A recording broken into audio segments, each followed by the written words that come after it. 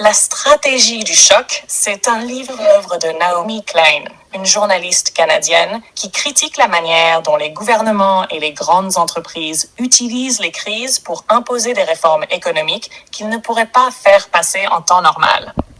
En gros, elle dit que quand un pays vit un choc, comme une guerre, une catastrophe naturelle ou une crise financière, la population est sous le coup de la peur et du désordre.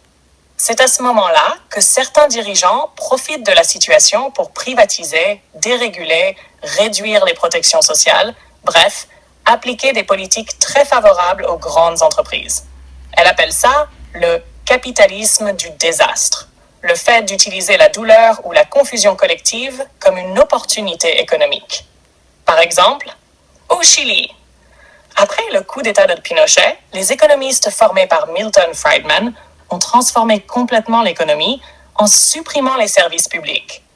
Après la guerre en Irak, les États-Unis ont ouvert le pays aux multinationales étrangères. Et même après l'ouragan Katrina, à la Nouvelle-Orléans, des écoles publiques ont été remplacées par des écoles privées. Pour Naomi Klein, tout ça montre que le capitalisme moderne ne se développe pas seulement grâce à l'innovation ou à la concurrence, mais souvent grâce à des crises qui permettent d'imposer des changements rapides pendant que les gens sont trop choqués pour réagir. En résumé, simple. Quand il y a une crise, les puissants s'en servent pour faire passer des réformes qu'ils n'auraient jamais pu imposer autrement. En 5 phrases simples. 1. Naomi Klein explique que les gouvernements et les grandes entreprises profitent des crises pour imposer des réformes économiques radicales. 2. Quand les gens sont choqués ou traumatisés par une guerre, un attentat, une catastrophe, ils résistent moins. 3.